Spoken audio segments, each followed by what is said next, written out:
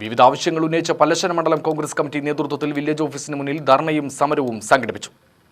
ജനദ്രോഹ നയം തിരുത്തുക, ഭൂനികുതി വർധനവ് പിൻവലിക്കുക തുടങ്ങിയ ആവശ്യങ്ങൾ ഉന്നയിച്ചാണ് ധർണ നടത്തിയത്.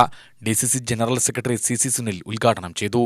ഈ ഗവൺമെന്റ് ഓരോ ബഡ്ജറ്റിലും ഭൂനികുതി ഇരട്ടിയായി വർദ്ധിപ്പിക്കുന്നുണ്ട്. കഴിഞ്ഞ ബഡ്ജറ്റിലും കൂട്ടി, അതിന്റെ മുന്നിലെ ബഡ്ജറ്റിലും കൂട്ടി. ഇങ്ങനെ തുടർച്ചയായി ഭൂനികുതി വർദ്ധിപ്പിക്കുമ്പോൾ നമ്മളൊരു ചെറിയൊരു ആലോചന ഉമ്മൻചാണ്ടിയുടെ ഗവൺമെന്റ് കാലത്തേക്ക് നമ്മളൊന്ന് കൊണ്ടുപോകണം. കേരളത്തിൽ UDFന്റെ ഭരണം ഉണ്ടായപ്പോൾ ഉമ്മൻചാണ്ടി കേരളം ഭരിച്ചപ്പോ വർഷങ്ങൾക്ക് ശേഷം 5 രൂപ ഭൂനികുതി വർദ്ധിപ്പിച്ചപ്പോ പിണറായി വിജയനും കേരളത്തിലെ സഖാക്കളും സകല കേരളത്തിലെ വില്ലേജ് ഓഫീസുകൾക്ക് മുമ്പിൽ സമരം നടത്തി. എന്നിട്ട് പിണറായി ആഹ്വാനം കൊടുത്തു, ആരും ഭൂനികുതി അടയ്ക്കരുത്.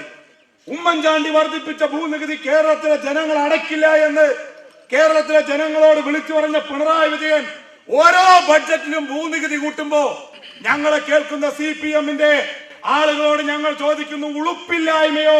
നിന്റെ പേര് പിണറായി വിജയൻ എന്ന പേര്, അതിനെ അർത്ഥമാക്കേണ്ടത് ഉളുപ്പില്ലായ്മയോ എന്നാണ് ഞങ്ങൾക്ക് നിങ്ങളോട് ചോദിക്കാനുള്ളത്. മണ്ഡലം പ്രസിഡന്റ് R. രാമനാഥൻ അധ്യക്ഷനായി.